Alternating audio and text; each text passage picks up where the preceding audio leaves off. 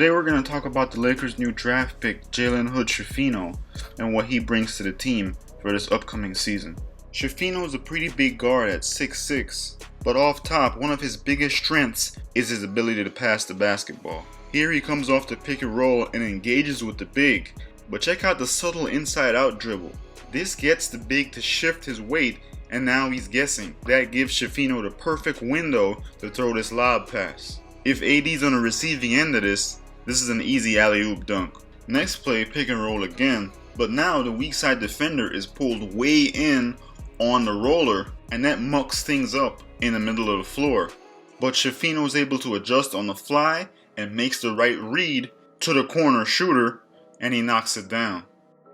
Next play, they go right back to that pick and roll. The opposing big man is in drop coverage. The pass is on the money. This time, the alley-oop dunk is executed to perfection. The Lakers were 4th last season in transition points per game. Here we get a glimpse of Schifino's ability to pass the ball in transition. Passing the ball from this distance on the floor to a moving target is impressive and extremely difficult to do.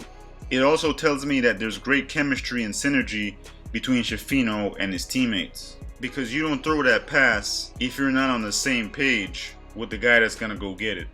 Here's another example of Schifino working his magic in transition. He's at the half-court line and there's 4 defenders back. But what's really crucial about this play is the fact that he keeps the ball in his left hand to maintain a passing angle, which is his offhand, by the way, and then he threads the needle again to a moving target, and that's an easy dunk.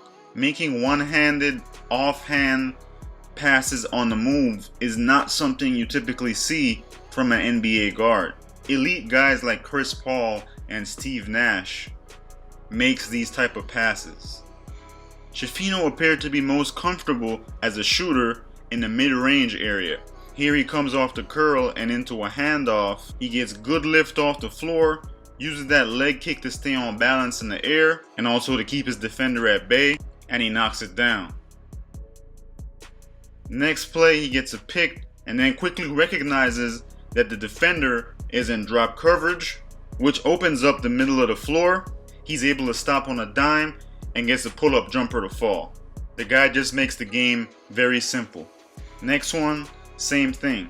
Pick coming up top. This time he reads quickly that the big is now hedging up a little bit.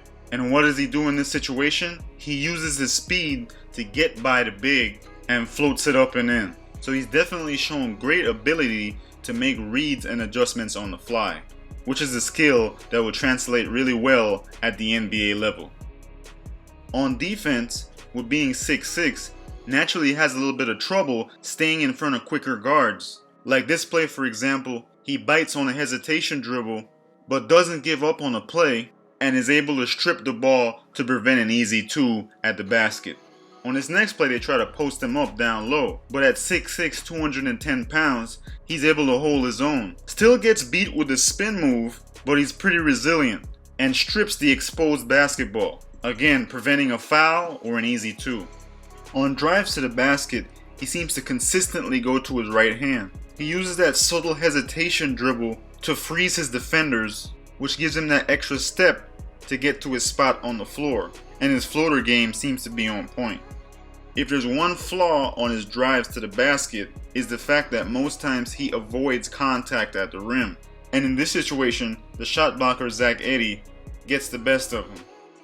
This next play again speaks to his resiliency and his ability to make adjustments on the fly. Indiana up 3, less than 40 seconds to go, the ball is in his hands. He gets a pick up top, and what does he do? Even though he's up 3, he doesn't settle for that deep jump shot, but he goes right back to the drive. He attacks Edey, and this time he makes sure that he draws contact and takes away his angle to block the shot, and then executes with the scoop layup, and that's the game. I think Laker fans are going to fall in love with Schifino very quickly, and if he has a solid summer league, don't be surprised if he's starting for the Lakers on opening night.